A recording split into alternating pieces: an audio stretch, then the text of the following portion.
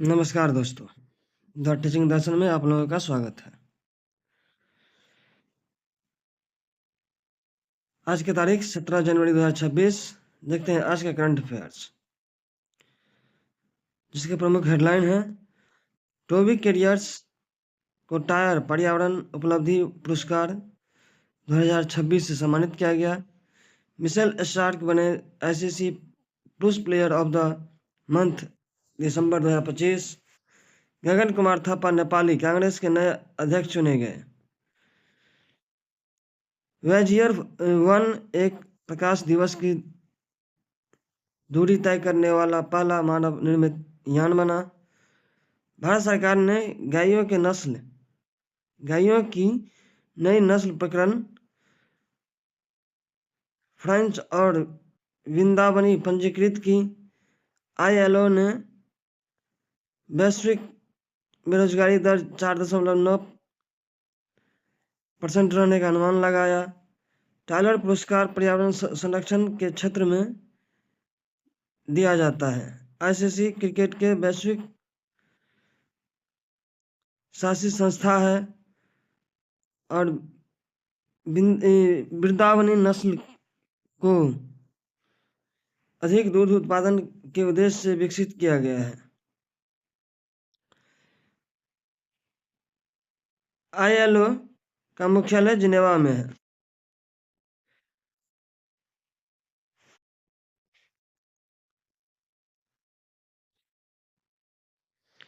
Tyler पर्यावरण उपलब्धि पुरस्कार 2026 किसे मिला? Jane Goodall, Toby Kiers, David Attenborough और पॉल एहरलिच। पुरस्कार जो मिला है वो मिला है टोबी कैरियर्स को। टायलर पुरस्कार को पर्यावरण का नोबेल भी कहा जाता है। टायलर पुरस्कार पर्यावरण के नोबेल भी कहा जाता है। टोबी कैरियर्स का शोध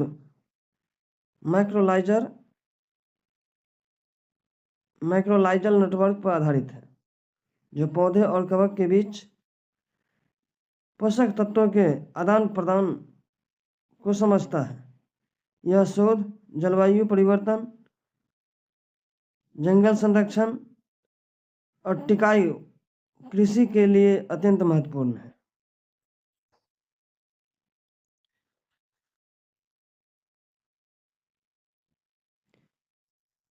ICC player of the month दिसंबर माह का किसे चुना गया है?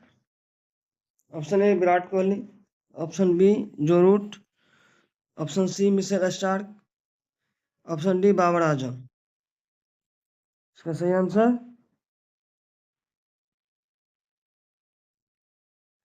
ऑप्शन सी हो जाएगा।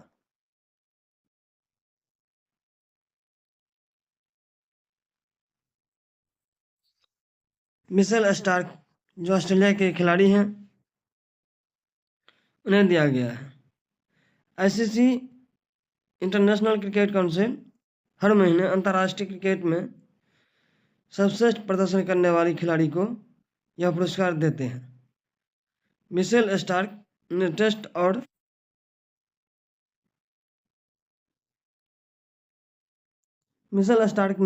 टेस्ट और सीमित ओवर में घातक गेंदबाजी कर निर्णायक विकेट लिए हैं, जिससे उसे दिसंबर माह का प्लेयर ऑफ द मंथ चुना गया है। नेपाली कांग्रेस के नए अध्यक्ष कौन बने?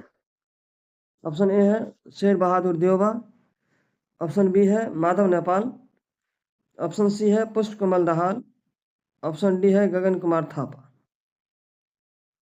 तो इसका सही आंसर ऑप्शन डी हो जाएगा, जो गगन कुमार थापा नेपाली कांग्रेस के नए अध्यक्ष चुने गए हैं। नेपाली कांग्रेस नेपाल की सबसे पुरानी राजनीतिक पार्टियों में से एक है। गगन थापा को सुधारवादी और युवा नेता के रूप में जाना जाता है, जिससे पार्टी की नई दिशा की उम्मीद है।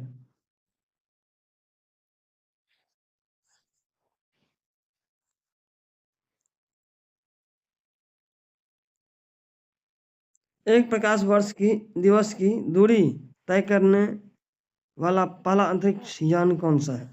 एक प्रकाश दिवस की दूरी तय करने वाला पहला अंतरिक्ष यान कौन सा है? Voyager 2, New Horizon, option B. Option C James Webb, option D Voyager 1। इसका सही आंसर ऑप्शन डी वॉयेजर 1।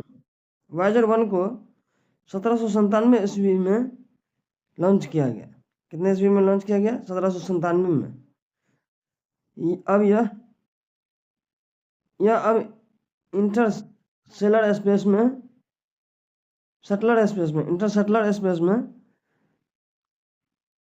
एक प्रकाश दिवस, मतलब इसके एक प्रकाश के वर्ष दिवस का मतलब होता है कम से कम 25.9 अरब किलोमीटर होता है, जो मानव तकनीक को ऐतिहासिक उपलब्धि मिला है।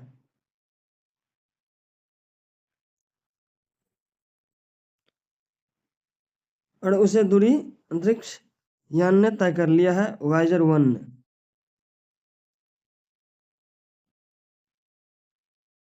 करण फ्राइज और वृंदावनी किससे संबंधित है? करण फ्राइज और वृंदावनी किससे संबंधित है? फसल से, भैंस से, ऑप्शन बी। ऑप्शन सी है गाय से, ऑप्शन डी है बकरी से। तो ऑप्शन सी हो जाएगा, गाय से संबंधित है। करण फ्राइज और वृंदावनी ये दोनों जो हैं सो गाय के नस्ल हैं।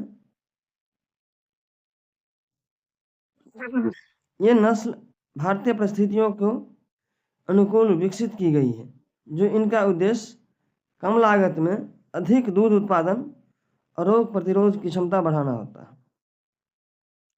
और ये कोई ज़्यादा हाइट की गाय भी नहीं है, ये पूरे मिडिल गाय है। जैसे साहिवाल, इसके बाद थारपार नस्ल की जो गाय सब हैं, ये सब कुछ ज़्यादा हाइट के हैं, लेकिन इससे भी छोटा ये गाय है हाइट में भी। आईएलओ के अनुसार वैश्विक बेरोजगारी दर कितने रहने के अनुमान है? आईएलओ का फुल फॉर्म होता है इंटरनेशनल लेबर ऑर्गेनाइजेशन, जिसका अनुमान दर है बेरोजगारी दर की रहने का। ऑप्शन ए है 6.1%, ऑप्शन बी है 5.6%, ऑप्शन सी है 4.9%, ऑप्शन डी है 4.3%। तो इसका सही आंसर ऑप्शन सी हो जाएगा, 4.9%।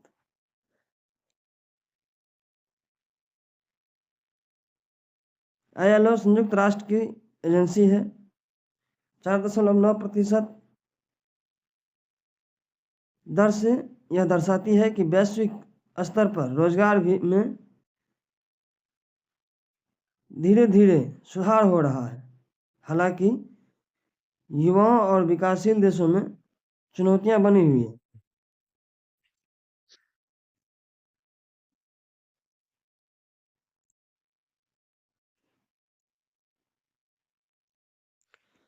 टॉयलर पर्यावरण उपलब्धि पुरस्कार किस क्षेत्र में जुड़ा हुआ है? टॉयलर पर्यावरण उपलब्धि पुरस्कार किस क्षेत्र से जुड़ा हुआ है? ऑप्शन ए है खेल से, ऑप्शन बी है पर्यावरण से, ऑप्शन सी है चिकित्सा से, ऑप्शन डी है साहित्य से। इसका सही आंसर ऑप्शन बी हो जाएगा, जो पर्यावरण से जुड़ा हुआ है। यह पुरस्कार पर्यावरण विज्ञान, नीति और संरक्षण में आजीवन योगदान को मान्यता देता है। आईसीसी का पूरा नाम क्या है? Indian cricket council. Option A. Option B है international cricket council. Option C है inter cricket committee. Option D है इंटरनेशनल क्रिकेट क्लब। तो आपको पहले भी बता चुका हूँ, इंटरनेशनल क्रिकेट काउंसिल इसका फुल फॉर्म होता है।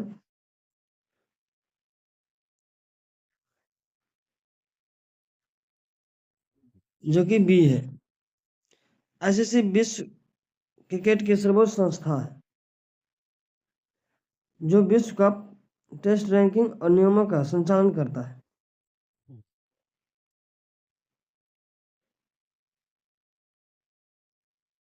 वृंदावनी नस्लें क्यों विकसित की गई है?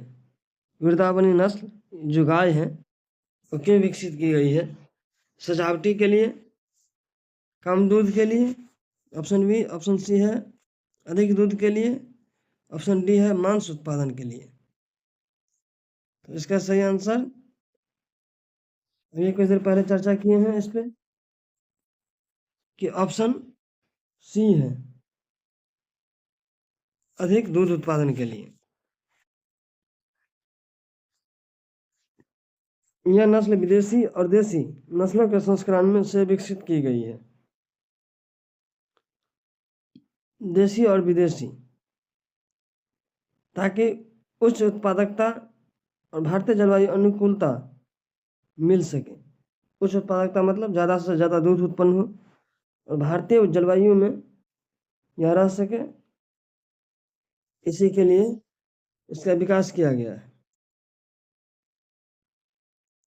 आईएलओ का मुख्यालय कहाँ स्थित है? आईएलओ का मुख्यालय कहाँ स्थित है? ऑप्शन ए है न्यूयॉर्क, ऑप्शन बी है पेरिस, ऑप्शन सी है रोम, सॉरी जिनेवा, ऑप्शन डी है रोम। इसका सही आंसर ऑप्शन सी हो जाएगा, जिनेवा। आईएलओ की स्थापना इंडियन लेबर ऑर्गेनाइजेशन 1919 ईस्वी में हुई थी। इसका उद्देश्य श्रमिक अधिकार, सामाजिक न्याय और समान रोजगार को बढ़ावा देना है।